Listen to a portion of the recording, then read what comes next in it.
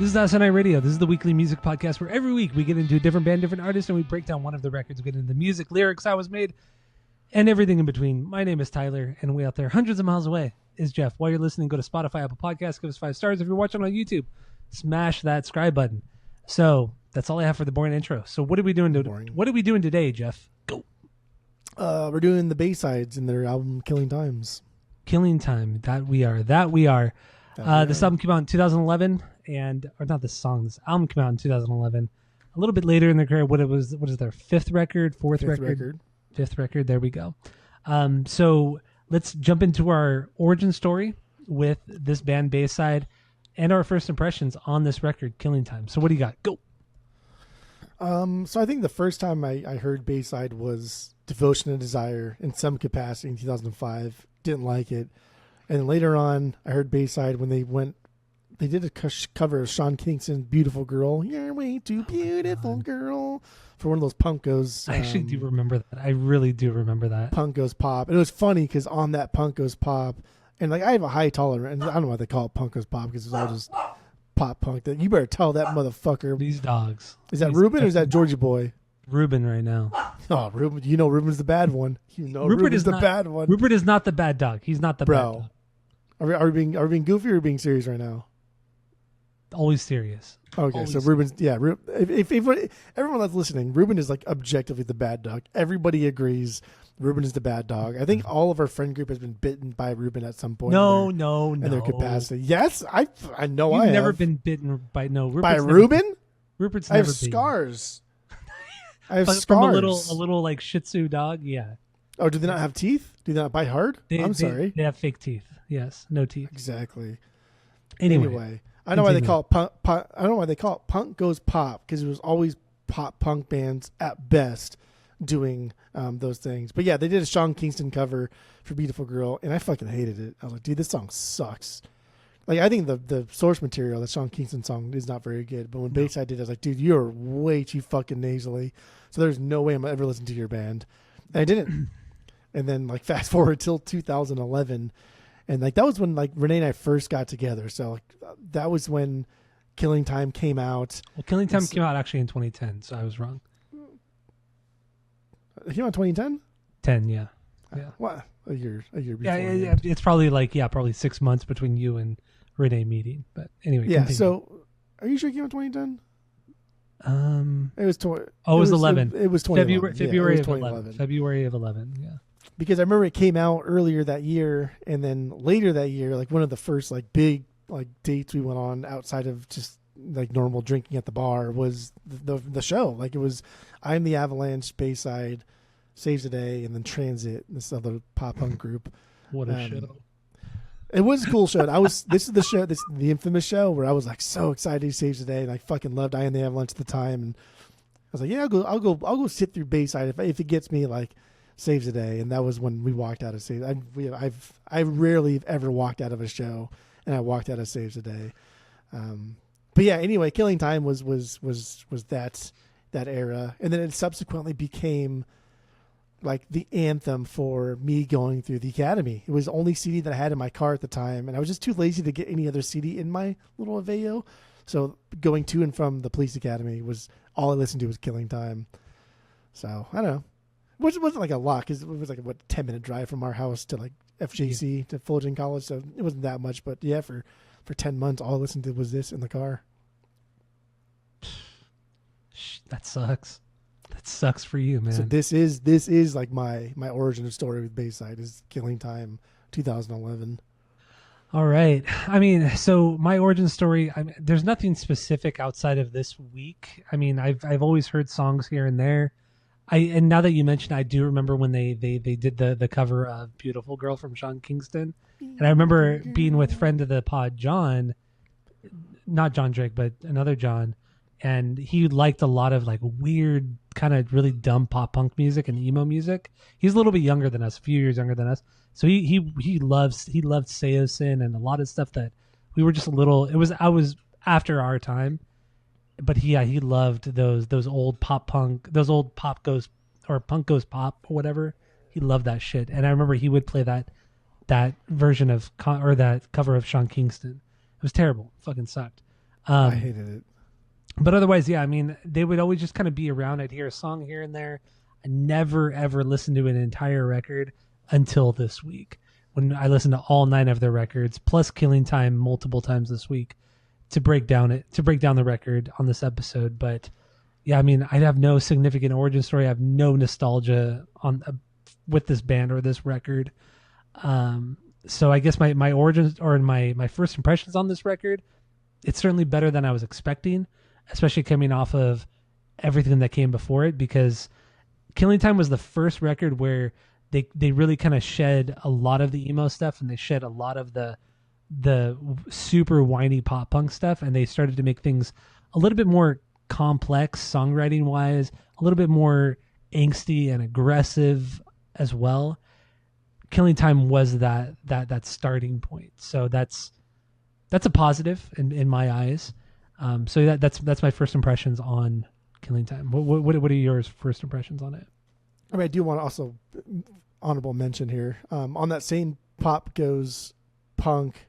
I think it wasn't the first one, because it was a different, like volume 2 or 3 or 90s, whatever the fuck it was. But on the same one with Sean Kingston and Bayside was A Day to Remember and The Fray. Over my head, Cable Car. I never knew. So that's kind of fun. But my first impression of this record was, again, 2011. How old are we? We were 25, 38, 22, 23, 28, 22, 23. Yeah, so still kind of young and still kind of like, especially because Renee loved like Tupac, Nelly, and then like metalcore. And so I was like, there's nothing that you can play that I'm going to fucking like, because everything you like is stupid. And I still think her musical taste is awful, because it's still very metalcore. And we're going to go see Lorna Shore at some point this year, so that's fun. But she put on Bayside, and I was like, okay, this is kind of weird. This is not what I expected Bayside to sound like, judged off of what I already knew. It's very guitar driven. It's very guitar heavy. There's a lot of things in here that is like a rock band rather than like a pop punk band. And so that's why I don't think they're a pop punk band, and never should have been classified as such. At most, they should have been like an alt rock band with like emo leanings. Because, dude, there's no pop punk. There's like maybe 3 songs in their entire catalog that is like pop punk. And that's less than other bands that are alt rock, right? Like Soundgarden has more fucking pop punk songs than Bayside does. So I don't know. I like this. I like this album a lot. I think it's melodic. I think the choruses are fucking so goddamn catchy. I think the way we get to the chorus, like the build, the pre-choruses, the bridges, I think they're all fucking insanely catchy. I think Jack doesn't just bring guitar-driven alt rock to the emo scene, but he does something that we've never seen before, because he never shuts the fuck up, and it always works. I never think like, dude, you're doing too much. I always think like, damn, I want to hear more of what you're doing. Yeah, I mean, I wouldn't say he's like the first Jack O'Shea, the guitar player in the band. I don't think he's like the first of his kind. I don't think he's this virtuoso, but within the context of the band and honestly the scene, he's a really good guitar player. Jack O'Shea is a killer fucking guitar player. His guitar leads, his guitar solos, his songwriting, his structuring, his transitions on this record and latter records are really fucking good. Unfortunately, he is the best part of the band, and the band just cannot keep up with him ever, especially Anthony. I mean, I hate saying it. I know people love Bayside. I know they love Anthony as a vocalist and a lyricist, but honestly, I think he's easily the weakest part of this band. That's like, even putting him weaker than the drummer, bro. The drummer's like the weakest part of the drummer. The drummer doesn't do anything. I mean, I'm not really saying the drumming and bass playing is something really to write home about. Not that they're bad musicians and they could all keep in time. They all write. But the guy that writes, like the guy that makes Bayside is Anthony, not Jack, and that's. I don't care. I don't care. I don't think Anthony writes. I don't think his melodies are that great. I mean, they're good, but they're not that great. They're not doing anything special. Like so there are bands that they really define a genre. They're really those bands that we talk about those bands a lot. Don't be Skip. I'm not. Well, let me finish. But then there are the B team bands. BT bands. The BT bands that are really, really fucking good. Yeah, they don't define a generation. They don't do anything new or great or new or like special, but they're still fucking awesome. Like Unwritten Law. Like your Unwritten Laws. We just did Unwritten Law a couple months ago. Fucking amazing, but still kind of a B team band. Sugar Ray, another band too.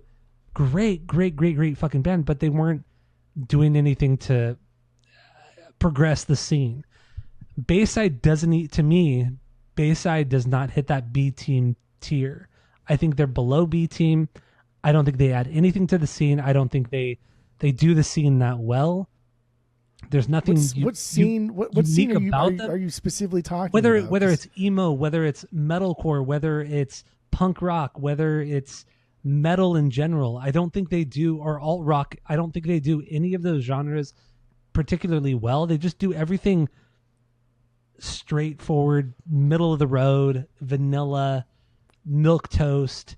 That's what they do. I think they're below B team. Not that they're bad. They're really not a bad band, but I think they're below B team. But in the end, this is not my favorite genre of music, so people will probably disagree with me, and I get it. This band, they put on really big shows. I think you're missing like the big picture here. I think when you say things like, "Oh, Bayside's not the best emo band, they're not the best pop punk band, they're not the best metal band, they're not the best saying they have to band, be the best. they're not the best alt rock band." Like, dude, you just named like 5 or 6 different genres that if you threw them on a bill of any of those genres, they could fit in, and thus being so versatile as they are, and still cranking out like pretty decent fucking tunes. That's B tier, dude. That's B tier, boy. That's the point. They do all that. I literally said they do all of those and genres. They do it all pretty well. They do all of those genres, but they do it all pretty vanilla milk toast. Nothing bad, nothing great. It's all very down the middle. Okay, just good. Just good stuff. So yeah, they could fit on different bills, different festivals, this and that. I guess when we talk about tiers, are we saying there's only A, B, C, D, or F, or are we talking S also? Okay, S. S would also because S is like untouchables, right? Like Blink and the pop punk realm is untouchable. Korn and nu metal, Led Zeppelin and classic rock, But then your A tier bands in like the pop punk is one thing, and then like B tier of that. Like so if we're talking pop punk, let's just do pop punk. Blink, Green Day, Offspring, Sum 41. I mean, I know there's a lot of genre blending, but in the end, pop punk.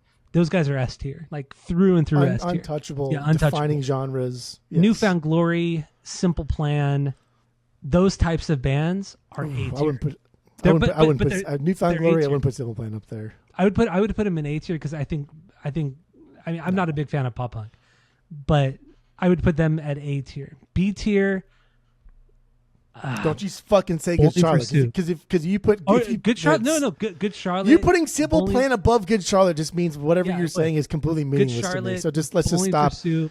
Let's go back to the nu metal thing because you know that a little bit better because it's clearly you out of your element here. You're putting you think Simple Plan is A tier, but Good Charlotte is B tier. That's fucking dumb. That they're both C tier. So anyway, going back to the base, like God, this is so stupid what you just said. You brought it. You started because I want to know when you're saying Bayside is C tier, because I agree. If there's only A, B, C, D, or F, then yeah, I put them at C tier. Okay, if there's S tier though. Let me backtrack. Not backtrack. I'm trying to think of where your head's at. Let me go back. Okay, so let's do S tier down. Those are the untouchables. The untouchables. So then I would unanimously agreed that they're the best. Then at this point, I would put Bayside B tier, in S tier A, B, C, D, F. I would put Bayside in B tier. I agree with that, yes. Now going back to Unwritten Law, I would put them at A. I put Unwritten Law at A. I would put this, 100%. I put them in A. Fuck everybody else. I put MXPX at A. I would put Sugar Ray. I put them in A. I would put Sugar Ray's close to S. Sugar Ray's close to S. So pretty much every band I had said that was going to be in B tier, I'm going to bump them up to A tier, and then Bayside is definitely B tier. But Simple Plan and Good Charlotte are still B tier. Okay, fair. Okay, I'll give you that. Simple Plan, Good Charlotte, Bowling for Soup, those guys are B tier. Newfound Glory, certainly A tier. 100% A tier. Yeah, they will never ever be S tier. No, but I don't think they'll ever be B tier. Yellow Card, I'd put A tier. I would put A tier. Yeah. They've done things for the genre. Okay, so that's just where I was trying to think of where your B tier was. Yeah, so that's where the confusion was whether we're starting at S tier or A Yeah, tier. exactly. Because if you put them at B tier and there was no S tier, then I was like, damn, that's really fucking high. Because I don't think they're that high. I don't think they did anything for the genre, but I do think they're extremely versatile, which is what you want as a third bill down, right? If like Blink's opening and Unwritten Law is next, you want a Bayside right there, a Bayside that can get everybody kind of involved into whatever is happening. Or it's or fun like for a good everybody. Charlotte. I would put Good Charlotte over Bayside any day. But Good Charlotte's just too big, though. Like it's not fair comparison because they're just too big. They have just too much money behind them. Honestly, I would probably put Bowling for Soup over.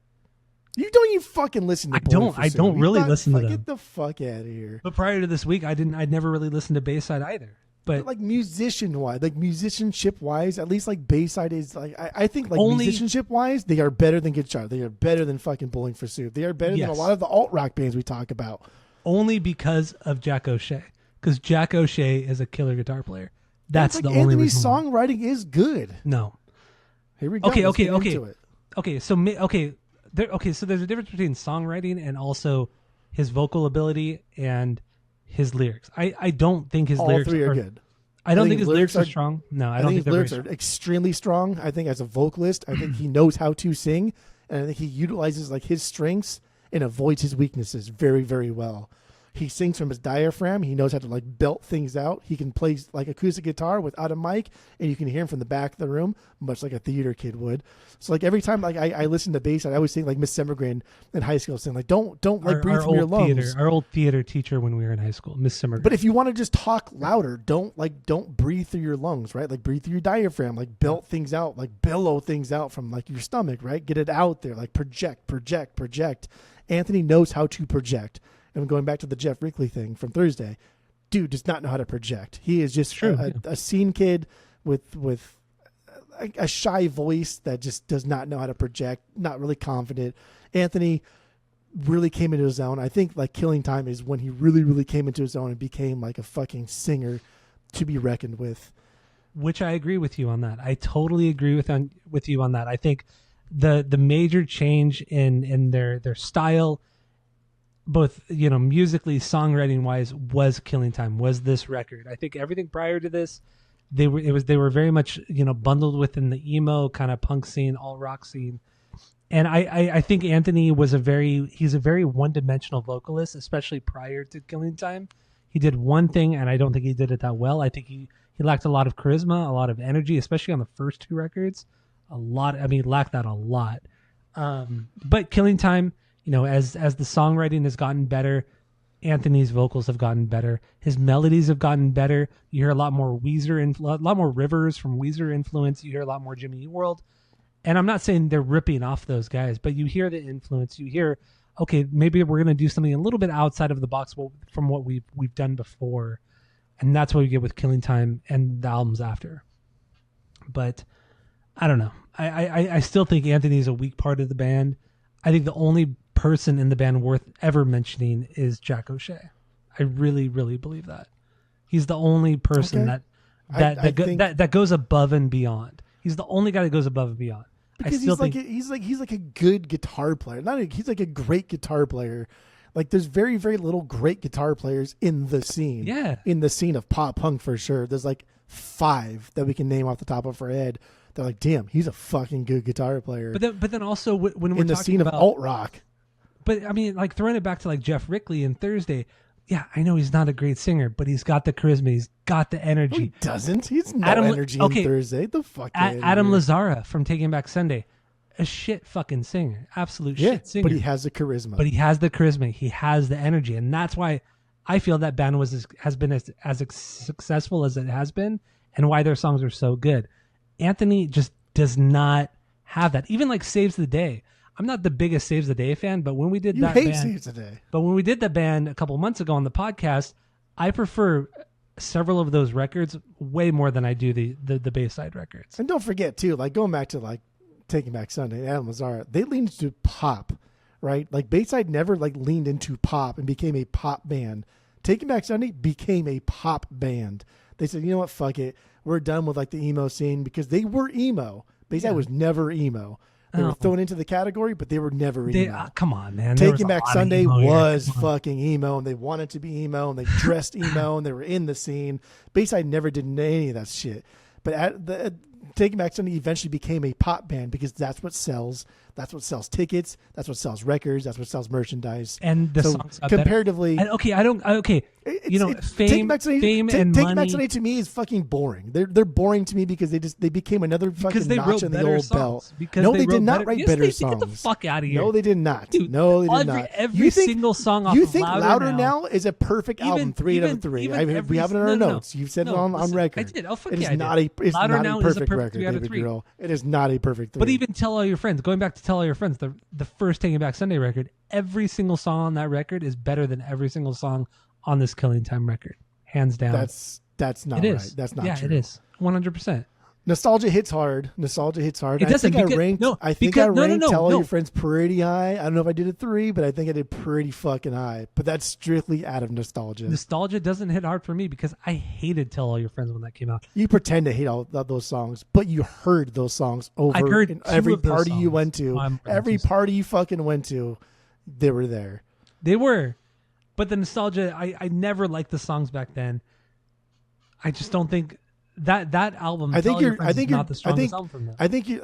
I knew this was going to happen because I think you're judging Bayside too harshly based on the scene that they did not want to be a part of. But I'm not. I'm not. I'm not judging them. You literally are. You're calling them pop punkers, scene kids shit. You're calling them fucking theater kid stuff. You're comparing them to Taking Back. They didn't want to be part of none of this shit. I'm only comparing them to the scene. I'm talking about the scene so much because there's so little to talk about regarding this band. There's like nothing written about this band. There's nothing written about the making of these records. That's what makes them so good is because they carved their own little niche. They found like a specific demographic of people that like, hey, I love like East Coast hardcore, but like those shows are too crazy for me. So like, can you like pop it up a little bit, but still make me feel edgy? That's Bayside.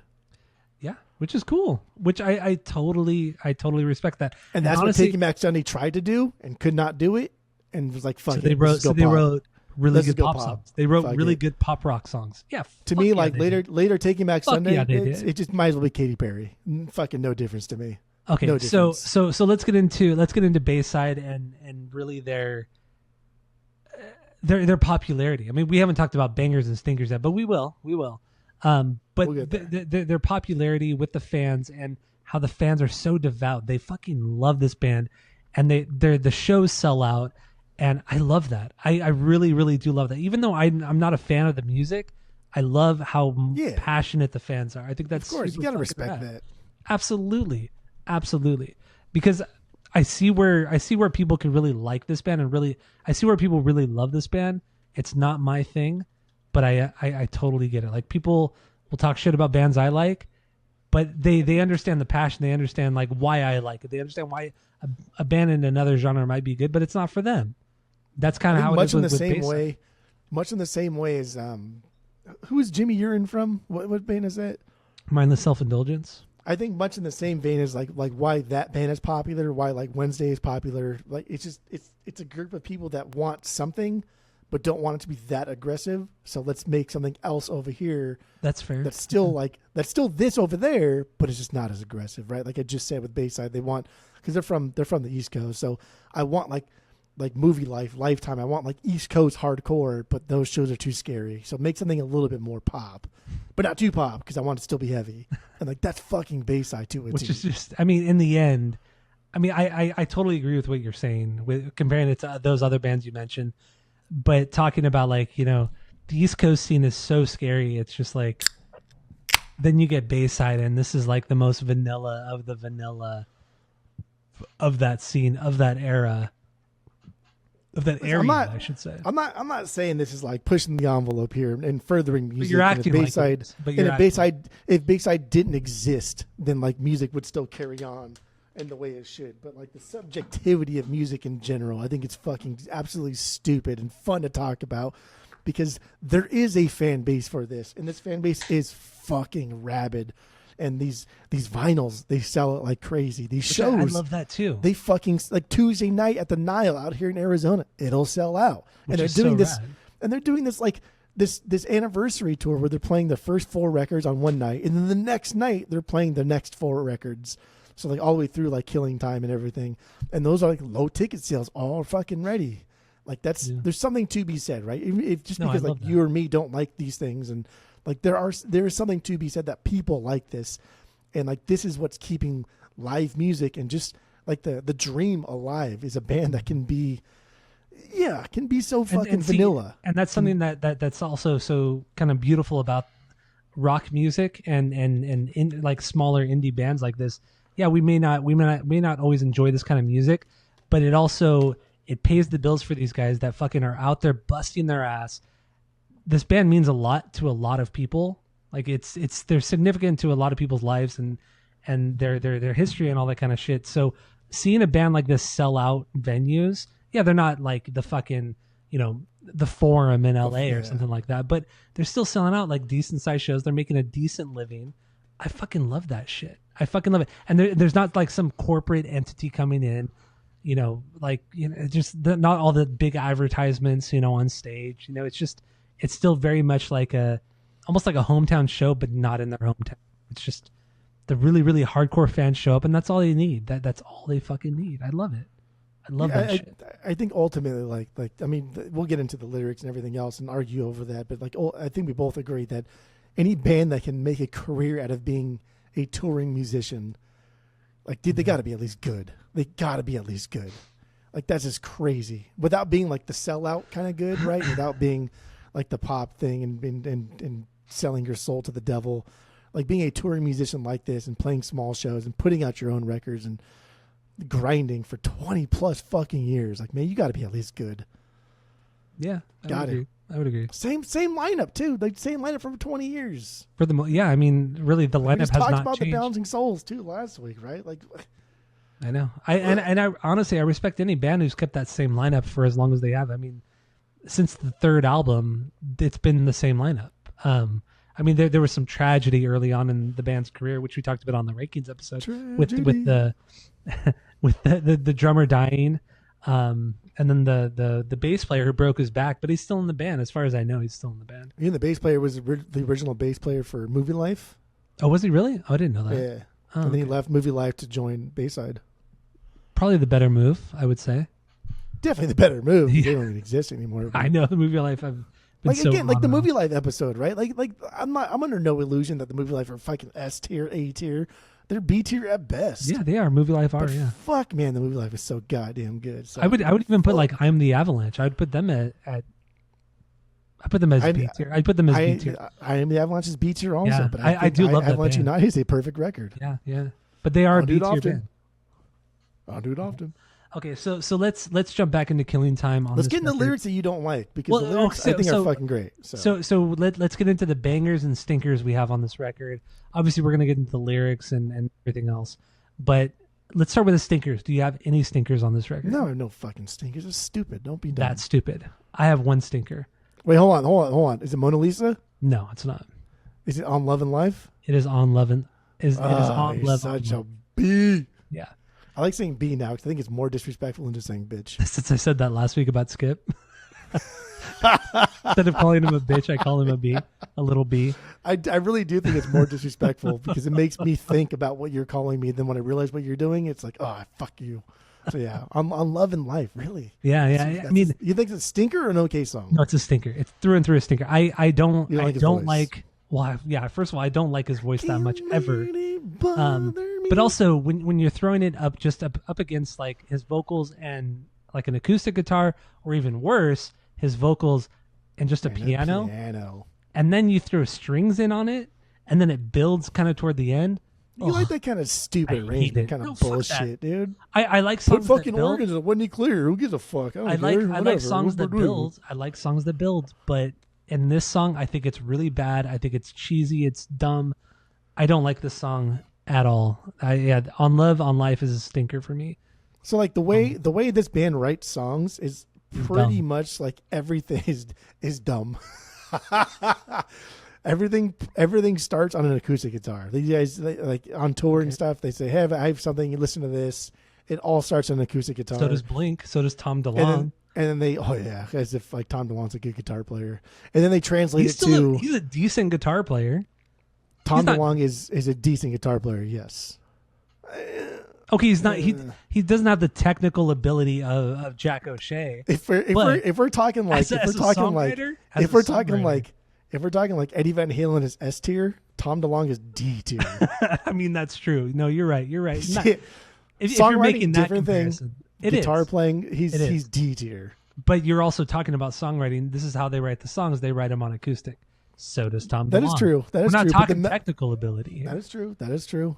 So like this is the only time on the record where we hear like the acoustic early version of it kind of just be itself, but like instead it's just the piano and stuff. It's slow, but it's my 7B. It's a later B for me, but it really reminds me of Out of Time by the Get Up Kids, which I fucking love. Both fucking absolute bangers. But like Anthony's got some range on this one. Like he can carry this song on his own if he wanted to, and like again too, like a lot of times when bands like this, where they have such like a devout cult following, people will always say the same thing, right? Well, you got to see him live. You got to see him live. Like they're so much better live. So much better live, and they kind of are. Like I think I've definitely seen this band over 10 times in the past 16 plus years or whatever. Who was the band when I worked at Tower Records way back in the day? Who was the band you saw at Tower Records? Didn't you see it? Like, there was a free show. Yeah, it was not Bayside. I don't think No, it was not Bayside. There was a band that played at Tower, and I wasn't able to go. It was downstairs. Yeah, even though I worked at Tower Records, I didn't work that day, and for whatever reason, I think I had another job, so I wasn't working that day. I was working at the other job, I think it was. So I didn't go, but was it Bayside? Are you sure it wasn't Bayside? I'm not. At Tower Records? Of course, I'm not sure, but that would be crazy if it was. I don't think it was. But though. You went to that show. Went. Yeah. But what was it? I think you told me about this show. I was like, yeah, I'll go. Fuck it. I don't remember. Yeah. It had to have been like 2009-ish, right? No, I worked there in 2006. This is 2006. So you think you were still working there? No, I was still no, because I worked at Tower Records almost up until they closed. Because I got fired from Tower a month before they closed, and they closed in October of 2006. Interesting. So now I'm thinking like the whole firing thing that you did because it was so stupid. I wonder if that was just even like an easy way out for them not to have to pay severance or unemployment or anything. Yeah. 100%. Okay. Why they fired me a month before the store shut down. Yeah. Because you're giving away discounts to well, I got the approval, but I didn't wait until after 10 p.m. to give you the CD. But anyway. Gotta wait. Anyway. That would be crazy if it was. I don't remember what band though. it was. There was a band that played downstairs at Tower Records for a free show. It was a free show, but I didn't go because I was working my other job. Fuck, what was it? But I know you went. You should have done some. Of course, I don't fucking remember. I only thought about it. I haven't thought about it in years. I have a fucking memory like a goldfish. I don't remember that for breakfast. Anyway, so on Love, on Life, Stinker. Let's get into some bangers. Let's get into some posy stuff here. So let's get into our bangers. What's your number one banger? Your 1B. What do you got? This is my favorite Bayside song, "The New Flesh." The New Flesh. The New Flesh. That's the New Flesh. That's stupid. How many bangers do you have? Dude, I have 11 because they're all so good that they equal to one extra banger. I really I didn't realize there are 10 songs on this. I really do have 10 bangers though. Really? Yeah, I really do like this record a fucking lot. Okay. I'm happy for you. What is the New Flesh? I'm happy for you. New Flesh is a stinker for me. It's not a banger. Let's just say that. It's not a banger. Crazy. Why? So, but let's get into the New Flesh. I'm going to tell you what I like it, so you can just stop talking and listen to me for a minute. First of all, the transition from On Love to This Is Super Fucking Nice. They pretty much open a lot of their songs kind of the same, right? And this is right. This is in the same concept of that, jumping right back into it. I like that his vocals here are more like croony and slow, and the instrumentals are faster, right? You get this kind of push pull like the beat and the guitar, everything's pulling this song to be fat. Like, let's go, Anthony, let's go, let's go, let's go. And he's like, nah, I got this. Let's slow it down. And like his vocal range, let's slow it down. Let's be calculated at this. So that's why I like this song a lot, because there's two different things happening here. And then we get to the part where it's just Anthony singing alone before like the big drop, right? Yes. I don't know. No, I get it. I the way you said it, very croony. He does have that Alkaline Trio, Matt Skiba kind of croon on this song and multiple parts of this record. Also, the way that Jack plays the guitar is very Alkaline Trio. You get the palm muted, the couple palm muted notes with the big power chord hit. Very Alkaline Trio. I dig it. I totally dig it. Opening guitar riff, I think it's cool. It's really cool. It's different. It's Jack O'Shea being a good guitar player, a good songwriter, adding to the song without overdoing it, without being the center of attention, which he's like, props to this guy, props to Jack for not being the center of the band, where he knows how to downplay it, let Anthony do his thing. Really not the other guy. The other guys just they're doing a solid job as the rhythm section. They're not churching anything up for the most part. But Jack, that shows Jack O'Shea's songwriting abilities, is that he doesn't want to be in the front. He doesn't need to be in the front. He writes to the actual song. I dig it. Totally dig it. See, I think like this band is like, I would say like 60% Anthony, and then like 35% Jack, and then 5% anybody else who wants to just fill on bass and drums. Honestly, he's carrying, like, Anthony's carrying this because like that's what people want to see. They want to see him do it. That's why he does so much that's why the band does so much acoustic records, and he does a lot of acoustic songs live, because we want to hear his voice and hear his songs. Jack is just this fucking amazing cherry on top, and everybody else like meh. Like, they're good for sure, they're good, but like meh. I would give Jack and Anthony more of a 45-45 split. Honestly, that's what I would give them.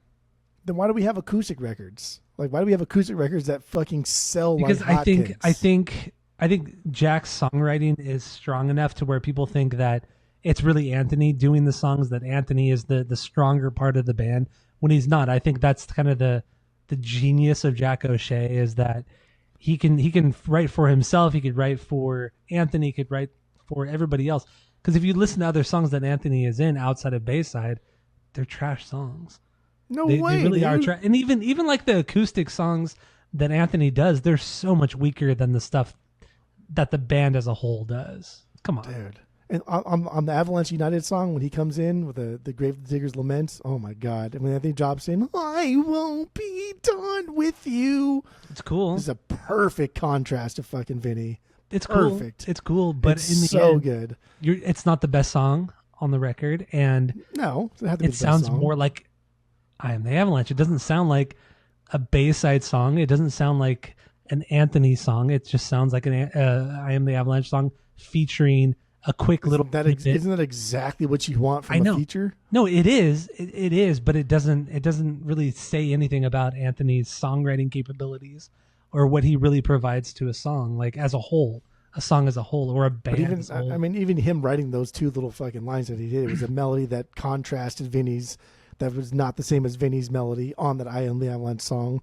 So he's still I don't know why you think he's not a good. He's a good fucking songwriter. I think he's a great lyricist. Okay. I think he's a better fucking lyricist than anybody in the metalcore genre. Anybody.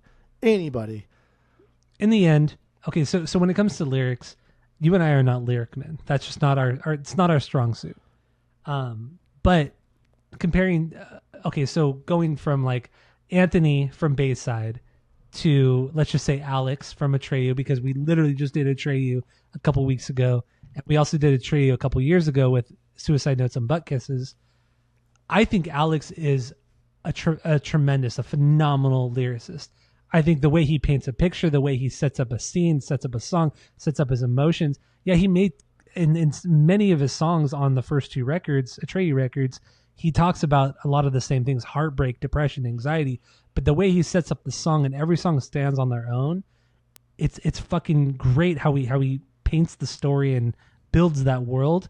With Anthony, I don't hear that at all, or I don't read that at all. I don't see that at all. Do you think there's any like part of you that's like, okay, I'm clearly biased? No, with this, okay. No. So then like this conversation's over. No, it's not. Of course it's over. If you think that like objectively or Alex is better than Anthony because you are 100% not biased, and that's I'm not. Then we're arguing over something that's never going to be resolved. We're arguing for the sake of arguing. Bayside is the Foo Fighters of this alt rock. We can throw out buzzwords and all these other things. That's what they are. But if you truly think that, like, you would do the same thing if you disagreed with me. No, I would never. Bullshit. I would never because I would admit that yes, of course, I'm always going to lean towards X artist because I have nostalgia with them over Y artist because I don't give a fuck. But you just said that no matter what, Alex is better because I say so. No, I'm basing this off of what I've read. The first two Atreyu records compared to the lyrics. But you have no nostalgia with this. So it doesn't matter. Like what you read, it doesn't matter. Of course it matters. No, listen to me. It does not matter. Of course it matters. What you talking about? Nostalgia doesn't matter? Nostalgia have no to play in nostalgia does matter. But once again, harkening back to we are not lyric men. I never once read Alex's lyrics. I gotta keep like I gotta you're interrupting. Stop saying that. We gotta stop saying that. You're interrupting, but it's okay. Well, you're saying things that are not quite true. Keep interrupting. We gotta stop saying that.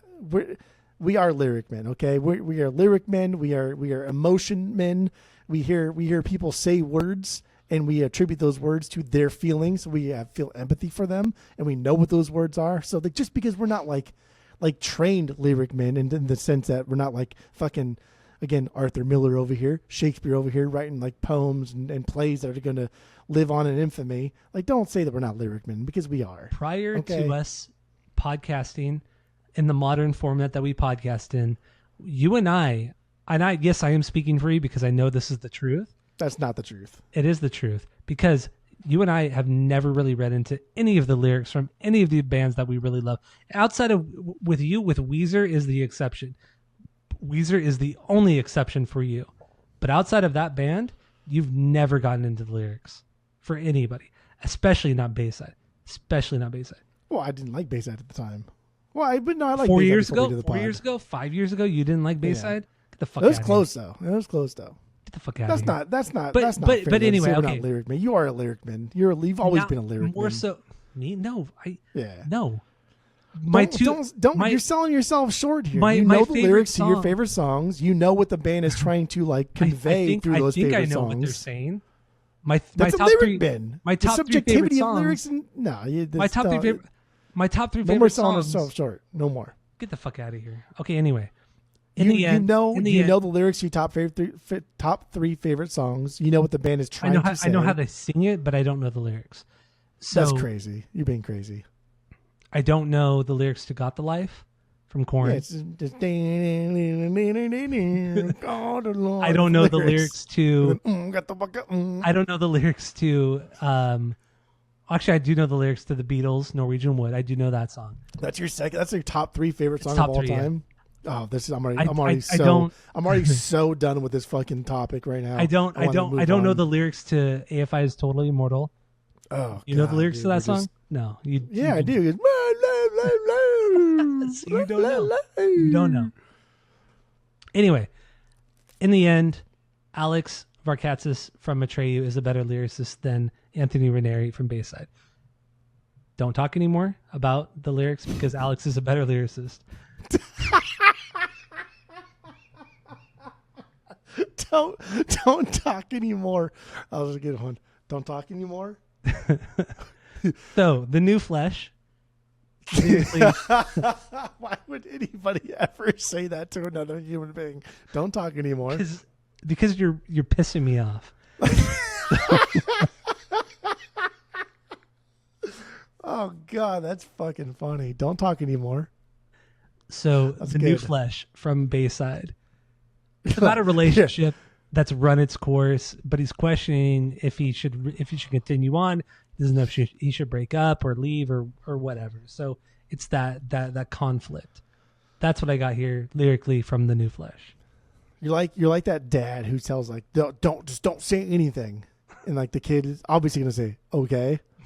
Stop talking. Okay. Don't even say okay. Okay. Stop talking. You know what I mean? Like that back and forth you had. Like I know you had that. I know everybody has that. Everybody's had it. Yeah. You're the parent in that scenario. Don't. What do you? I don't know what you said. Don't talk anymore. Yeah.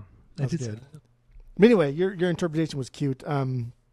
It is about like questioning. you gotta just put that dig in there. Okay, continue. Oh, because whatever you say, and from here on out, it's chronic too. I don't care anymore because you think Alex is a better lyricist. He is a better. He paints this picture and get the fuck out of here. First of all, Killing Time. This comes after like his first divorce. I think it was his first divorce. Maybe it's first divorce. Because Vacancy was second divorce, which is like also it's kind of crazy. He's on his third wife now, as of like today. I mean, not today because who knows what happened leading up to today. But he's on his third wife. This was after the first divorce, so the whole like killing time aspect wasn't like the whole concept of it wasn't about like killing time. Like, oh, like what are you doing? Oh, I work at 5, so I'm just killing time shopping in Target. Like, no, that's not what like that means.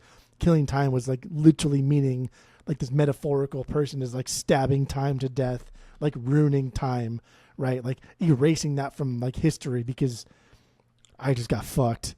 And it's this whole record is him going through that divorce and going through that breakup. Mm-hmm. So yeah, it is about him questioning the relationship and realizing the only thing he can do now is separate himself from it. Like later in the record, it's kind of like a conceptual thing from beginning to end. But there's some cool fucking lines here, and I will admit some of the stuff on this specific song and some of the specific lines I'm going to mention are very fucking emo. Yeah, but still fucking good, dude. Fine. Still fucking good. Yeah. Don't know if I bleed. Test it out just to see.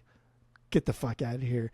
That's like, it's such a non-emo way to say something super emo, right? Like, black my heart and what's Hawthorne I say? Black my heart and slit my wrist and black my eyes. Yeah, wait. Yeah, that's what it is. Something like that. Yeah, so this is such a non-emo way to say something super fucking emo. And again, being part of the scene without being defined by it. And also like, don't know if this thing still works. My heart's not beating anymore, right? They were just like, these are emo fucking lyrics, but done in a very non-emo way. I think this is, take the lyrics out of this, take the vocals out of this. This is an alt rock band, very generic outside of just like Jack O'Shea's phenomenal guitar playing. But yeah, that's where New Flesh sits for me. Okay. And that's your number one banger. That's my number one. That's my favorite Bayside song. All right, that's fine. It's not a banger for me. Well, let's do my top 10 because I really have no interest in hearing your top 10. My second, my 2B. That's fine. If let's get into it. Let's get into it. It's my 2B is already gone. Cause I'm already gone. And that's my 1B. That's my 1B. I love how this entire record opens up, right? That whole like the worst tonight. Just like what? You're the worst tonight. How am I the worst? This is my 2B. Okay, continue. Okay. The drum roll to guitar slide, like that intro, fucking absolutely phenomenal.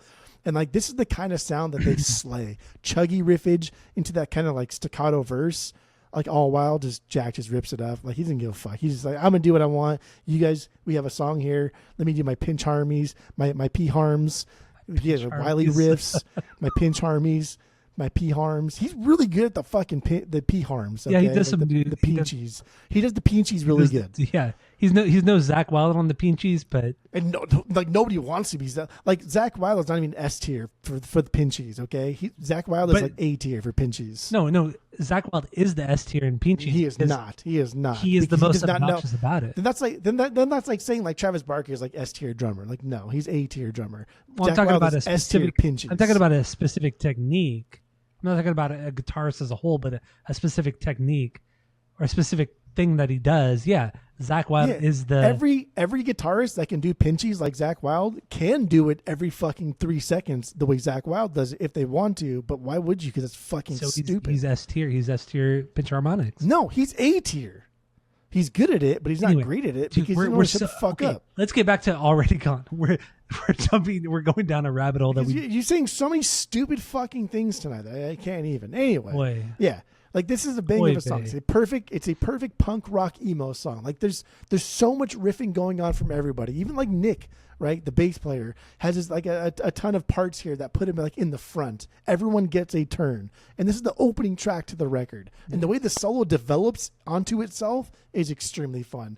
It is a little theater kid at first, in like the sense that we talked about earlier. I get that. I could hear that. My Chemical Romance kind of theater kid style, yes. But then it just turns into him just shredding, right? Doing that fucking thing, which leads back into the vocal thing. And that bridge, dude, that bridge is fucking tasty. And the climb out of the bridge too, the scale up, it's good. No, it's good. But also the bridge is has the kind of like the circusy kind of theater kid, My Chemical Romance, Black Parade kind of drum roll. I don't even know what it's called. It's just it's a swing, like one day you're gonna see. Yeah, it's it's so obnoxious. To me, love it walking in, and the dee dee dee dee dee dee dee dee dee dee, and then the little part of the dee dee dee dee dee dee, those little fucking hits like that. I like it. It's good. Oh, sad you're gonna be. It's you're good. A wild boy. This is my. What are you talking about? The more we talk about it, the more excited I'm getting. Right now. This is my 1B. This is my favorite song on the record. What are you talking about? Good. It is good. It's really, really fucking good, dude. You mentioned the Jack's guitar playing, like great guitar leads, great fucking solo, great build up in that bridge, like you mentioned too, especially toward the end. It's so good. The transitions are just really, really, really fucking solid. And also, the melody or the whole chorus vocally, it's very, very Ben Gibbard. It's like if Death Cab were to make like a heavy song, that's what this would sound like. It's Ben Gibbard is all over this fucking song, and that's not a bad thing because I do love Ben Gibbard's vocals. Yeah, everybody does. It's perfect. But it's very much on this song. So that's cool. So like here's why I like Anthony's vocals, and I think like you're putting him in a hole that he doesn't deserve to be in. Is when he says like to see your face when you realize you to see your face when you realize you permanently, and then the change was kind of like off key a little bit and kind of like weird, like where are you going with this? But it leads back into like, and it's all thanks to me, like that next part. It's like he knows how to go high, low, kind of off key, weird, and then jump back into the main melody. He knows how to do it. He knows how to do that, but he's not good at it. Like he knows how to do things. I don't know who you think is fucking good at that then. But I'm not okay. saying Right. What I'm saying is like know your limits. Like stay kind of within what you're good at, and he's not very good but he's not very good at anything. That's the thing. Like I don't think, just kind of talking more shit on Anthony, I don't think he's that great of a vocalist or lyricist. I don't get it. I don't get it. Okay, that's just okay. You're saying three different things here. You think he's not great as a vocalist. You're thinking he's not great as a lyricist, and you're saying I don't get it. So like he's not great as a vocalist. Yes, I agree with you. He's not great as a vocalist. He knows his limits. He knows like what the people want to hear. He knows the kind of style he wants to portray, and he does that pretty damn good. No, he's not great as a vocalist. I think you're fucking wrong there. I think he writes pretty damn good lyrics, even like above average for the scene. And the third thing you said, I don't know what the fuck it was, but it was probably stupid anyway. So as a vocalist, no, he does not know his limits because he thinks, because he knows what people want, so he goes outside of what he's capable of doing. He never goes outside what he's capable of doing. We hear it all over the records. You don't. Okay. No, you don't. Now you're just being silly. And this is coming from your naivete with not seeing them live. And I'm going to become one of those people that you gotta see him live. You gotta see him live. Nothing he does on record, he does not do live, and does not sound fucking phenomenal doing it live. The equivalent of that is like, if it's like an adaptation of a book, a movie of a book. You know what I mean? It's like books talk a lot. I get it.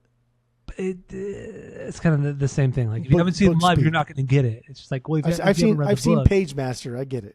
Oh, I can't. Of all the times to bring up the Page Master, wow! Oh, that was so good. I've that was in the pocket for so fucking long. That was a deep reference. The Page Master is such a deep reference. I've seen the Page Master. Oh man, that was one of like the worst movies of all time, but we liked it as a kid. we loved it as a kid. Loved that movie as a kid. I wonder if that one holds up. I don't think it does. Dude, I haven't watched it since I was a kid. I'm gonna watch it. Same. I'm gonna watch it. I'm gonna watch it this Watch week. when next if and when you come out here next, in case anyone's listening. We should watch it when you come out here. Or if I go out, I'm actually going out there for Unwritten Law, so we'll watch it out there. I'm also going out Don't there watch for it. Primus before you come out. Don't here for watch it. Unwritten Law. Don't watch it till we watch it together because I want to know. I'm curious. What And the you know taste what? master- We're not gonna remember this conversation. So That's it's probably fine. true. Also, So let's move on from all. Oh, actually, lyrically, yeah, we got. I think on this song it's about a girl who's really shitty to him.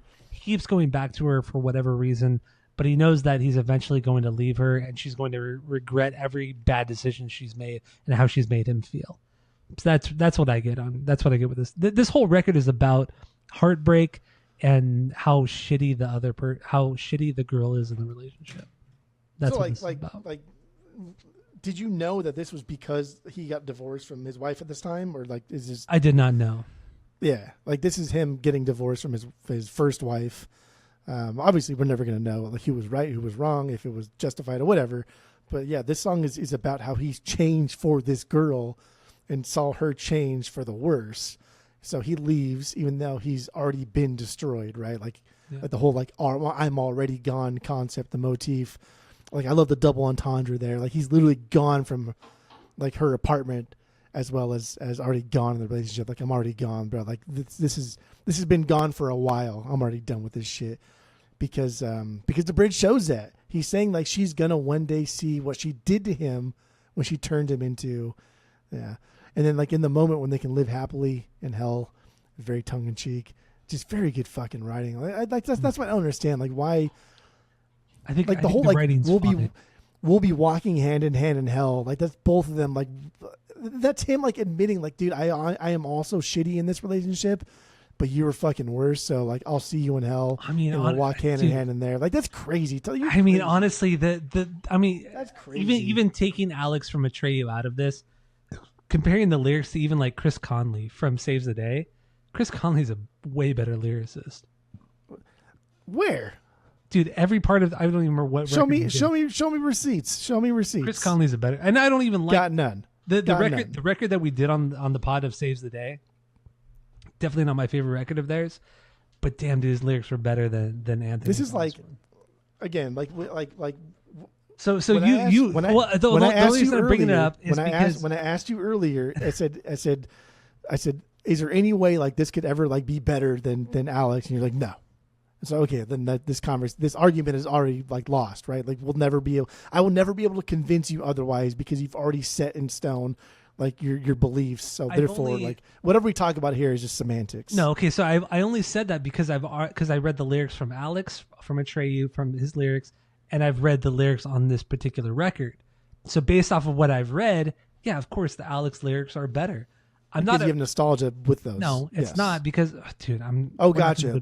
We're not going to go down this road again. That's crazy. That's crazy that you're the only person on earth who can like disassociate like nostalgia and like be completely objective. I'm impressed. Well, I didn't say that. Good. I didn't say I can completely disassociate myself. I'm just saying. I'm impressed.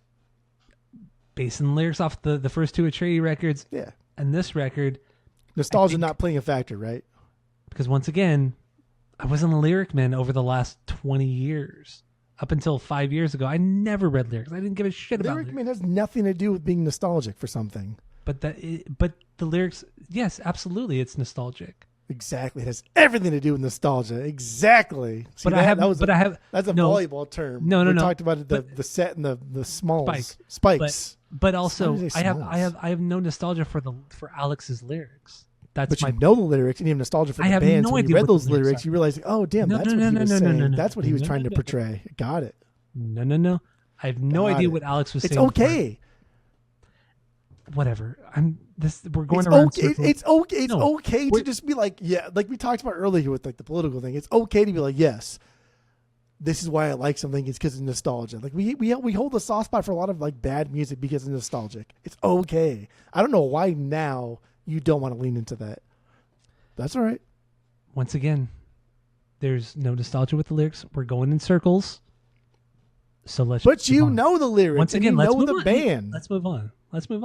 What does that even We're mean? going in circles. There's no when you We're say go- there's we're no going in nostalgia circles. for the So lyrics. what's- When you read the lyrics, you love the band. So since you, if you love wanna- the band wanna so go much, through you're gonna love the lyric. every single that's song. Stupid. Since you want to go through every single song, let's go into the next song. Are you like?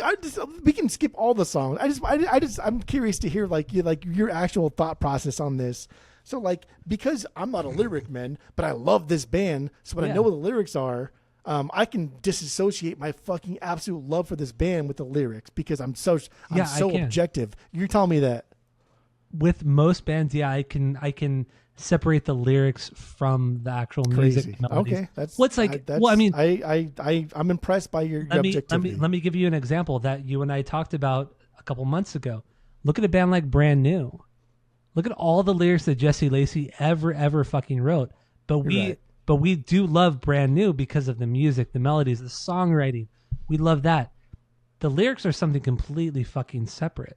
Completely fucking separate. So it's the same kind of idea. I guess there's never been a time where we love a band so much and then read the lyrics and be like, wow, this is the fucking worst. I hate this band. It's always, we love this band so much. I've never read their lyrics.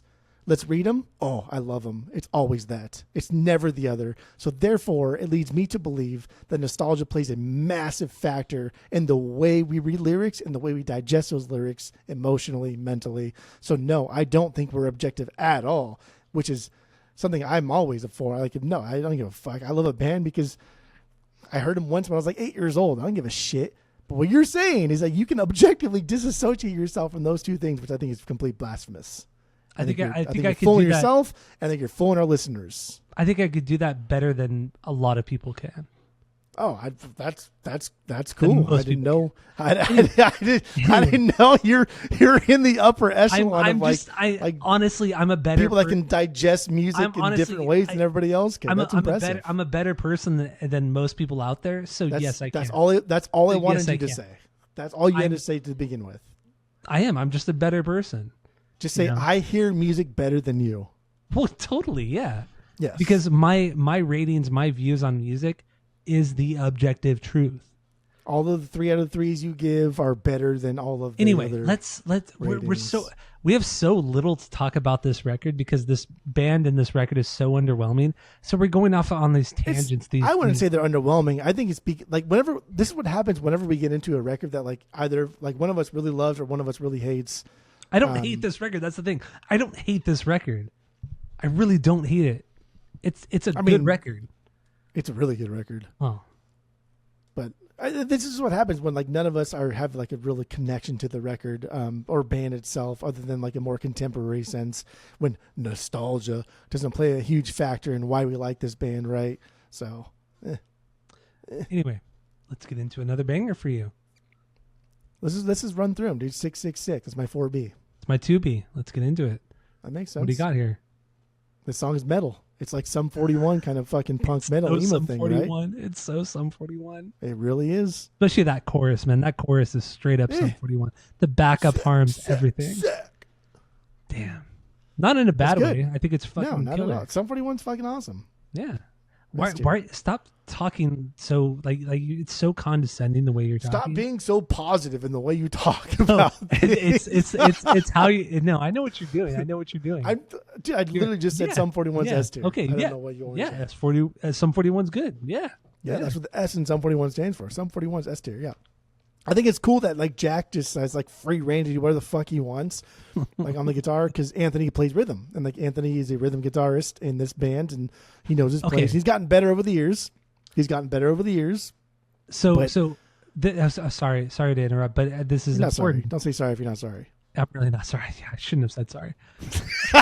I really don't give a shit. Just have it. But okay, so I didn't realize because I didn't watch any live videos really. So Anthony does play rhythm guitar? Yeah. On record too, or is it just does Jack play all the rhythm guitar? And I don't know if he plays on record, but live. He plays rhythm guitar. Yeah. Oh, okay. He's gotten better over the years. Even because the first time I saw him was 2011 for this tour. Yeah. And then the last time I saw them was last year, and then I'll be seeing them again next month, maybe twice in a row. But he has gotten a lot. He has gotten. I can tell he's gotten better at the guitar. in the past 15 years. Yeah. Well, I hope so. I mean, hopefully he's not pulling a Lars Ulrich. Or Tom DeLonge, who hasn't gotten better at playing the guitar in 15, 20 years. No, you're right. You're totally right. But no, I honestly didn't realize that Anthony played guitar live, which makes sense because there are so many moments on this record where there are two guitars. There is a rhythm guitar, there is a lead guitar. Yeah. So no, it makes perfect sense. I didn't think he played it live. I thought he was just strictly a vocalist. But no, that's cool. I like it. Did you watch the Walking Wounded documentary? I did not. I mean, not like you're missing that much, but it really does seem like Anthony really does know his place. Like Jack really does know his place. And I would not be surprised if Anthony like laid down just like a scratch track of a rhythm guitar, and then Jack like dubbed it and made like, here's what's actually going to be on the record because I'm better at it than you are. And Anthony's like, I'm cool with that, dude. Like that's the vibe that I get from this band. Like everybody knows their place. They have a lot of fun doing it. Mm-hmm. And I don't know. Anthony does not seem very pompous. He seems very humbled in the fact that Jack's like he's the man. Which I totally respect that too. It's like if Jack's gonna play the lead and rhythm on a record, it makes sense. He's the better guitar player. Why not play both? If Anthony's not a guitar player, then why would he play on record? Have Jack do that. They're not playing live anyway, so like who cares, right? They're not recording live. So if when you go out on tour and you play shows, if Anthony's gonna fill the gaps, have him play rhythm guitar. Like I know you're not gonna like this comparison, but it's like Deftones. Chino doesn't play guitar on the records. Stefan plays all the guitar on the records, but when you go see Deftones play, there are several songs where Chino will play rhythm guitar because it fills in the gaps where Stefan's doing the lead stuff. So it's super. I like that. I like that balance, and they know where their roles in the band and where they need to play live. I dig that. I totally get it. It makes sense. So that's why she is. There you go. So 666. Yeah, my 2B. Yeah, very, very Sum 41. The gang vocals of 666. It's super cool. It's cheesy, but it's cool. I dig it. It's almost made my top 10 Bayside, playlist, but it didn't. Good. Lyrically, it's calling out his cheating lover. Talking about how horrible of a person she is after what she did. It's just calling out her bad behavior in the relationship. So there you go. It's like blanket terms, right? Like blanket concepts. Do you hear all that noise? Wait, do you hear all that noise? I hear like almost sounds like someone's like rearranging pots in a cabinet. This is what happens when Tammy is not working and she is at home while I am podcasting. She makes the most noise in the world. This is up there with the vacuuming. This is almost what's she doing right now? She has an old like a water bottle, a big water bottle, where the dog, George, is running up and down the hallway with the empty water bottle making the most noise he could possibly make. This is like up there with because he's down in the living room now, but he'll come back up the hallway. He'll come back up the hallway toward my office. Wait, so you mad at George or Tammy? Tammy for allowing it. But it's Georgie boy. He's a good dog. He is, but I'm blaming Tammy for allowing it. But so you already ruined one dog. Don't ruin another dog. I'm not. But right now, this is up there with the vacuum incident. So the vacuum incident was good. That was fun. That was exciting. Anyway, sorry. I'm really going to cut this out because it's so stupid. The vacuum incident was I thought like, whoa, that's crazy. But I did think it was really, really funny. It's so stupid.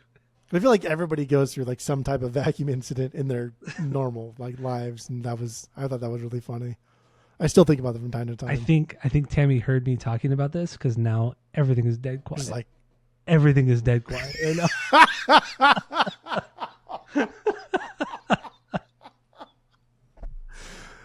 Oh, that's fucking funny. Got caught like a cat burglar, just like ugh. It's good. George, shh. So the shishing starts too, and everyone's like, the shishing is now louder than like what the obstruction was to begin with. Exactly. All right. So what do you have lyrically on 666? Yeah. So again, like this whole divorce kind of like motif that is going throughout this entire record. The opening line of this is like literally blaming, right, the judge that like signed their papers, or the judge that like was the final stamp in their divorce. This bridge is rad though. I really like this bridge. The concept of like building a house, as your life goes on, but the house will inevitably have holes in it, right, from like heartache or loss or whatever the fuck happens. Like we all have the houses that we build to protect ourselves from the outside world, but there's always little holes there from, you know, like this breakup or like this happened or whatever it is. There's always little holes. And so, also, like he also says holes, kind of like marble mouth. He goes holes, kind of like. You ever notice he had marble mouth kind of on the course of his career? He does. Yeah. For sure. So anyway, and we looked at like for people to have like spare bricks to kind of come in and fill those holes up, but we don't always like check to make sure those bricks like fit into the concept of like our metaphorical house. And so like in this song, he is saying like he found someone that had a bag of spare bricks. I didn't check those bricks. Therefore, those bricks didn't actually fit into the holes to fill my house that I want in life. Just because, I don't know, it's not strengthening now. It's just now they're bringing more emotional damage bricks into my already emotionally damaged house. And so it's going to be burdensome. So I think... Did I say burdensome? Burdensome, yes. Like burdom, son. Like burzum? Like burdensome? Yeah. Like black metal burzum. So yeah, I think that's the whole concept of this song is just this house that needed bricks to get filled, and that's what we're all searching for, is just someone to help fill those holes. And he thought he found that, but he didn't check those bricks beforehand because those bricks didn't fit, and it just ended up being fucking worse than it was beforehand. Mm-hmm. Okay. Yeah. I think that's good. I think that's fucking solid writing. I think good. that it's good. Perfectly conveys like what he is trying to say. I think it perfectly sets up what this entire album is about. I think it's fantastic songwriting. It's good. No, it's good. I like 666. That's my 2B. So let's get into do you like 666 more or 1976 666 more? 1976 666 more. Yeah. Gotcha. Wednesday 13 or Murder Dolls. Yeah. Gotcha. Frankenstein Drag Queens. Wednesday Bayside 13th. Gotcha. Yes. So, I mean, okay, I'll just say this right now. I have 4 bangers off of this record. 4 out of 10. I'm surprised you got fucking 4. Fucking surprised. But let's get into some more songs. What do we got? I have notes for everything. I got notes for everything. Good. You should. That's what your fucking job is. Mona Lisa is the next one. That's my 8B. This song. This is such lower tier, man. This is so dumb. It's a little trick song, right? It's slow and kind of dramatic, but it's still kind of heavy. It's a little trick song here. I like that the song is a little bit more upbeat and kind of like happy, opposed to like the lyrical content. I love how he says the second line in the second verse, the soaring highs and drowning. We go soaring highs and drowning lows. Dynamic, dude. It's a melody within a melody. It's fun, and this is the type of song that like. This is how I imagine it, and I've done it like live. But this is the type of song you sing really, really loud, and you dance all stupid to, like Mona Lisa. You do like this kind of thing, doing the shoulder thing with the hands. The fray thing. You do the fray thing. Never like, knew. Like that kind of thing. And I don't give a fuck. But like the na na na na nas, na na na nas. That's din din din din din din. But it's cool because during the na na na thing, like scale down, like the na na na are scaling down, but the guitar riff is scaling up. It's a din din din din din din din din. And like that's Jack, dude. Jack is just like, okay, how can I make this better? And like I think Jack's thought process throughout this entire record is, if I can't make it better, then I'm not going to play. And therefore, he always plays because he always makes it better. Yeah, yeah. And the circus bridge, too. I hate the circus bridge. Hate the circus bridge. It's so dumb. Yeah, the only thing good about the circus bridge is the guitar solo. It's very, very Rivers from Weezer. Dude, it's straight up a Weezer solo right there. Still hasn't happened yet. God damn, dude, this song. It's so it's just a mid-tempo kind of boring, really actually a boring song. Just the little palmy, chuggy guitar in the verses. Ugh, it's Renee's least favorite song on the record too. She hates the song. This song is really stupid. This song, I might as well just throw this as a stinker. This song sucks. This song is not good. I think I get it. It's 8B for me. It is really, really low. I do think it's really, really catchy. And I love, like, literally, I love the usage of the Mona Lisa to, like, personify his hatred towards the breakup, right? The line, smiling, growling, never sure, I just wait and see. It's just, I think it's so fucking clever. Just the whole concept of people have been fighting for, like, so, like, many, many years, whether or not the Mona Lisa is actually smiling or if it's just, like, weird, subtle kind of frown that she's being forced to smile. And it's just this weird thing that, like, we overanalyze, but, like, really she's just fucking smiling. But that's a relationship, right? You overanalyze the even smallest minute details to the point where it, like, ruins the art itself. And I think using all of that in this song is just fucking brilliant. Mm-hmm. I love that. It's cool. It's cool, man. Lyrically, you know, about a girl who betrayed his trust and he just wants to leave her, but, you know, he's devastated by the whole situation, which, you know, in the context of it all, with like you've explained, his divorce, this record makes way more sense knowing that, you know, he had just divorced his first wife, and this record is the result of that. So there you go. So let's move on. What other song? Or unless you got anything else on the lyrics. No, it's fine. We can skim through the next, like, 2 or 3 pretty quick. I am not really, actually. I'll go on for fucking days, but Because you're so dumb. it's not a bad little war. That's my 10B. Okay. I don't know. We can just, I don't really give a fuck about that one. It's not a banger for me. So I feel like we're probably, how long are we going already? we're like, what are we at? Like, we're probably like, after everything we Like edited an hour, out, maybe? over at least an hour, like well over So an hour. we have a full hour to fill here. Oh, no, we don't. No, we don't. There's no way we could fill that much. No way. Hold on there, dude, because I have a lot of fucking notes. Because you're dumb, but okay. That could be something. Well, okay, yeah, so that's fine. It's not a bad little war. It's my 10B. I don't care We don't that talk much. about There's nothing here that I really need to say. Next up, sinking and swimming on Long Island. That's my not a banger. 5B. Not That's a my banger. 5B.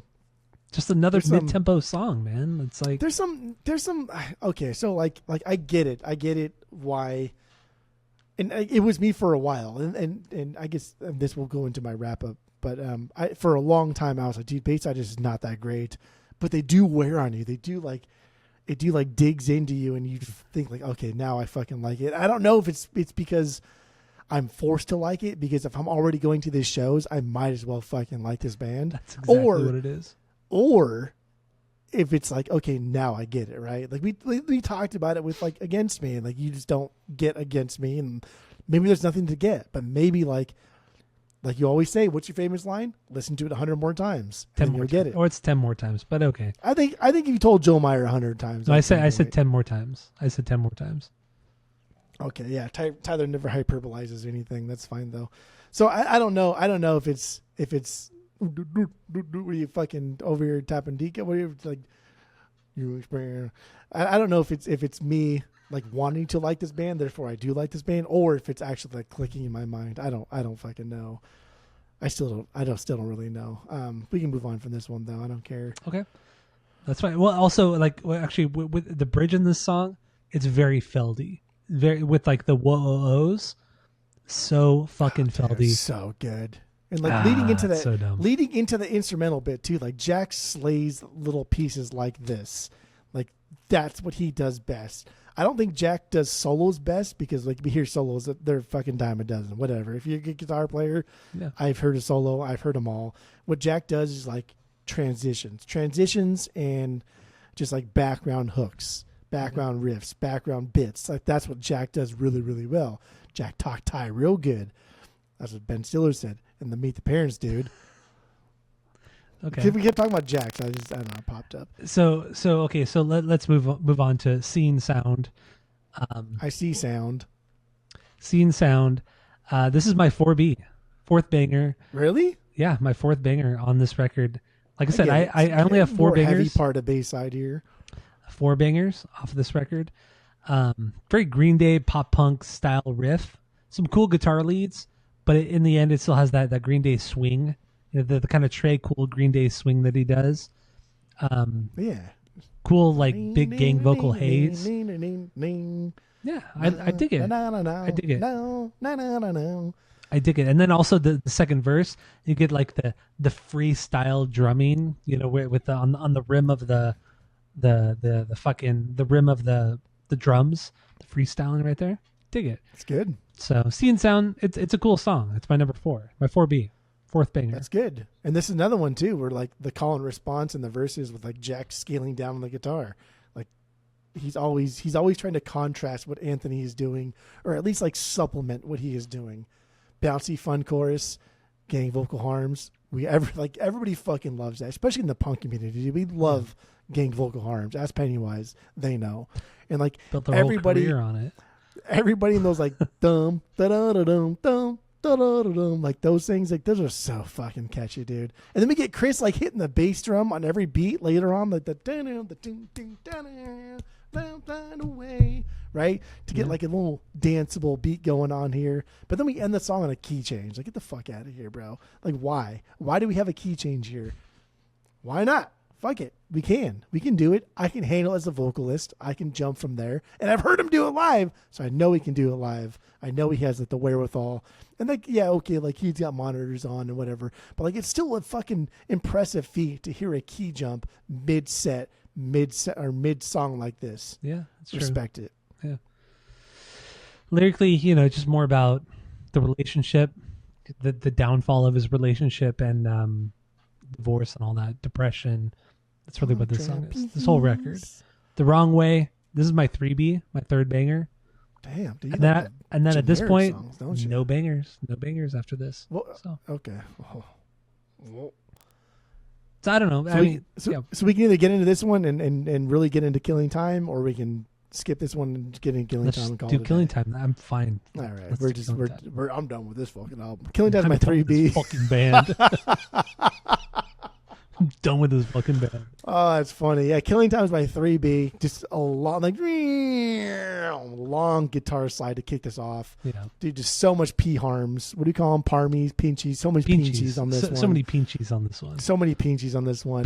That bass line under like Anthony's lamenting is just absolutely fucking gold. All those little drum parts right before like we get into the chorus itself, super fun. Right, we get like. I don't know, three or four different little cymbal hits. Like he's just like, I'm gonna hit every single little fucking thing I have on my kit because I don't ever use them, but I'm gonna do it right now, and I like that. I don't know, long drawn out choruses, then very quiet like solo bridge to the last big chorus of the record. That's it. That's in the end, it's a slower jam, big riffs, big guitar leads. The verse is kind of cool though because it's a little bit quieter. The bass actually kind of shines in the verses. Jack is doing his guitar playing in the verses more to. It's very subtle, but it's more just to complement everybody else in the band, which is really really cool. It's something that you don't hear much from this band as well. But then once the chorus hits, it's like this big soaring kind of thing. I just feel like the chorus is kind of boring. It's kind of boring. But it's a closer. It's not about the chorus. Not about the chorus. The chorus is the journey is the destination, right? The chorus exists because like we need a chorus as people that like want like pop music in our ears. We want a chorus. There it is. But that's not the focal point of the song. The focal point of the song is everything else that happens. It's the transitions. It's the dynamics. It's the lyrics. It's what is happening here. It's how we are bringing this guy who is broken, beaten down from this divorce. Like, how are we going to close this out? That's where we're at. That's where we're at. And goddamn, lyrically, want to do it? Actually, I did not write lyrics for this one. That's fine. The only song I did not write lyrics for. Even if you had lyrics for it, I wouldn't even want to hear it. I wouldn't even want to. Even though you literally just asked me about the lyrics. But well, okay, continue. I was being nice. I was being like when somebody comes to your house and they bring like an $8 bottle of wine. Like, oh, thank you so much. I know what you're doing. Put that on my shelf and never drink that. That's what I was doing with you. I know what you're doing. So continue. You don't have to explain your bad behavior. Just continue. My bad behavior for not doing my homework. Gotcha. That's my bad behavior. Yeah. So yeah, the lyrics, the idea of just of being stagnant in life here, just being. Well, he literally says being halfway to happiness. Yeah. It's still like that concept, right? I'm halfway to happiness, but you're still fucking halfway to shit, right? Because his entire record is about like him going through shit, even though he feigns this thought of progress. It's easy for him to fall back and just start over, and he's just, I don't know. It's really sad. He accepts that things are okay, but still wants more, but also realizes he's probably not going to pursue that anyway. So he accepts like his shit life as it sits right now in this record, in the scope of the divorce. He accepts it. Like lines like your bed's a safe place, hope for the best, but okay with anything. And can a person make a difference if he can never make a sound? Like your bed's a safe place, right? Like, okay, doing the same fucking thing, same person, same girl over and over and over. Hope for the best, but okay with anything. Like nothing's ever going to fucking change. And then like the big one was, can a person make a difference if he never makes a sound? Like, I don't know. Probably not, right? So like this whole, and all these things are like bigger concepts than just like divorce, but like he relates all of this stuff to just him, as if like he is telling us. This is going to my wrap up here too. So if you have anything to add before the wrap up, no, it's fine. Continue. Gotcha. So like the reason why I think you're just straight wrong in like his lyricism is because he makes this entire record about him. He is the only person to ever go through these trials and tribulations. He's the only person to ever like go through a divorce or lose somebody or anything like that. Mm-hmm. But at the same time, like we all relate to it in such a perfect fashion, whether or not we've gone through divorce or whatever it is, we all relate to it in some capacity. Some sort of breakup. Yeah. But like, that's just crazy because the way he writes this is, he's the only one. Nothing else happens to him, which is it's a very childish way to write something. Mm-hmm. But I think he had that in mind, and that's why he wrote it like this, to be so universal, to be so like, this is only happening to me. But I know it's not, bro. I know you're going through this too. So it's almost like he's speaking to you, Tyler, Rebecca Anstead, or me, Jeffrey. Fucking, I can't think of a cool middle name. Millard Fillmore. You can't just throw out your real middle name. Okay. No, because it's stupid too.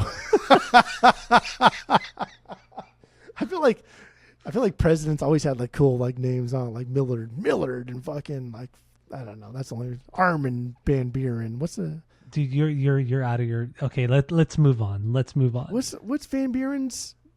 Martin Van Buren? Is it Martin? Now I think all I'm thinking of is the DJ arm. Yeah, no. What the fuck is Van Buren's? Anyway, I think it's Martin. But anyway, okay. So you've kind of done your wrap up here. We also rate all of these records based off of our world famous 3-point rating system, where 3 is a perfect album, 2 is a good album you're going to continue to listen to, 1 is a bad album, give it a shot, and the 1. Wait, fuck, man. I totally fucked this up. Oh, you're out of your fucking mind there. This guy over here. I'm going to say all these things, but I'm out of my mind too. I'm going out of my fucking mind. Filthy mouth. No excuse. 3 out of 3 is a perfect album. 3 is a perfect album. That is supposed to be like historic. It's the bee's knees. Yes. It is genre defining. In Tyler Rebecca Anstead's term, 3 out of 3 is just anything. Anything you find on the fucking floor of Tower Records. 2 out of 3 is something you listen to over and over again. It's really, really good. May not be like genre defining, but it's still fucking really good. 1 is something that is like, yeah, you should listen to it once, but it's kind of shit. And 0 never listen to it again. Yeah. I don't think we've ever given us I think we like never. Stained. No, Stained. We did not give a 0 to Stained. Like Stained, crazy. Stained and Poison were the worst bands we've ever done, but we crazy, did not even give them a 0. That means our ranking is compromised, because if we give all of these 3s and never any 0s, not yet. Tonight could be the night. Tonight's Exactly. the night. So yeah. Anyway, after all I said, I do think Anthony's a great lyricist. Not the best. I think he's a great lyricist. I think he's better than your average bear in this scene, whatever that scene may be. I don't like calling them pop punk or emo because I don't think they are. But I think he's a better lyricist in this scene. He's a fine singer. I think he sounds just as good live as he does on record. So that's something to be said. Tom DeLonge. I think this band is just good fucking B tier with B, A, and S tier going on. Yeah. And they're going strong, and they're still putting out music that is still fucking really, really damn good. 20 plus years later. So fuck off, whatever. I think this record is a really, really, really good 2.4. 2.4. Yeah. Okay, that's different. 2.4. Okay. I'm really trying to like get into like the objectivity of everything because like this record's not a 3. It's not. This ain't no Blink or nothing. This is not. Calm down there, guy. Settle down. Settle down. This is not a 3. Yeah, of course not. I didn't say it was a 3. I said like this record is not a 3. And don't even play. Don't even play. But no Unwritten Law should be a 3. Of course not. No. But I think you gave Unwritten Law a 3. No, I give it a 2.75. I'm pretty sure I gave it. I'm pretty sure I gave it a 2.75. I did not. So give like it a 3. maybe if we gave Unwritten Law 2.75, then this is a 2.5. Dude, that's fucking stupid because Unwritten Law is significantly better than anything Bayside has ever done. I don't think so. Here. I think Unwritten Law just wrote like goofy pop songs that just happened to be coming just out way at the better. right time. It was way better. Oh, yeah. So anyway, you gave this a 2.4. 2.5 now. No, it's a 2.4. All right. I gave it a 2.5. Final thoughts for me. I think Bayside, they are the Foo Fighters of this kind of alt rock, emo, pop punk kind of style. Not that that's a bad thing, but well, you say it's a little bit of everything. Like I don't think they do anything revolutionary. I don't think they do anything really great. They're just kind of milquetoast, average kind of band of the genre. What other band is even in that genre that you just made once up? Again, I think they're pretty mid-level, milquetoast, vanilla. Once again, pretty milquetoast, pretty vanilla. He just made up a genre, and there's no other bands in that made up genre that you did. So they're pretty milquetoast, pretty vanilla band. We've already talked about this band a lot. I've already talked about this band a lot. They're pretty average. Okay, fine. I would never see them unless they were opening up for another band, or if you really kind of dragged me to one of their shows. I just don't really care about this band too much. But the record, Killing Time, it's fun. It's cool. I had no problems with this album outside of the one song, which was a stinker. But otherwise, it was fun. I would never get it on vinyl, but I would never really go back to it. So I would give this a 1.75 out of 3. Here's a big question, though. What? They're on tour right now doing 2 nights in a row, night A, night B. Night A is their first, 4 records.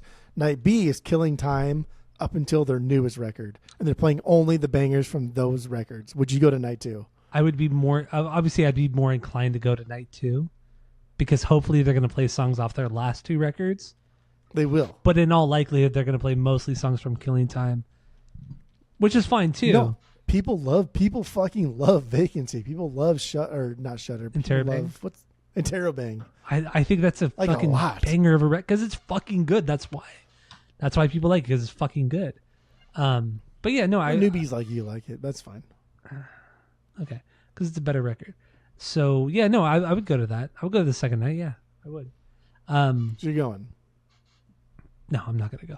But anyway, thank you all for listening. Go to Spotify, Apple Podcasts, give us 5 stars. If you're watching on YouTube, smash that subscribe button.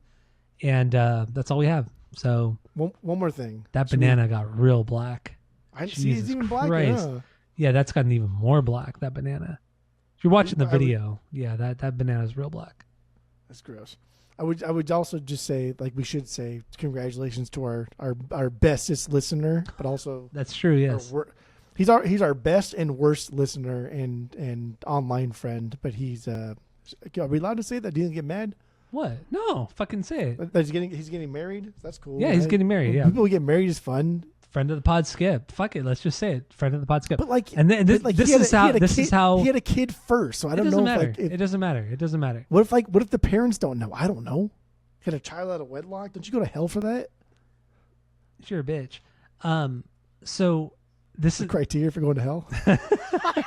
if you're a little B, yeah. Even Devil says, yeah. A little bit more disrespectful. But this is also how we will know that if friend of the pod Skip listens all the way through the episode, we'll know until the end, because we will know, because he will bring this up on the podcast, or in our little group chat, he'll bring this up. So fucking blimey, guys! I wasn't gonna tell nobody then. Is blimey a UK term? That's Yeah, not English, or no, a Australian thing. no, blimey. Oh, it might be Australian. Yeah, it might be Oh, you Australian. watch all those stupid fucking Three Stooges and dumbass fucking shows. that Three aren't funny that Stooges is people think are American. What are funny. you talking about? Are you stupid? Okay, anyway. I didn't say it was UK. I just said it was stupid. Anyway, thank you all for listening. Congrats to Skip. You know, Boom, boom, boom, on the boom, proposal. boom, boom, boom, boom, boom, boom, boom. Here's a little proposal with we will Reynolds be and there. Sandra We- Bullock. Jeff and I will be there for the wedding. Probably not. If I'm his best man, I'll be there. It's quite the distance, but yeah, congrats, and yeah, thank you for listening, and that's it. That's all.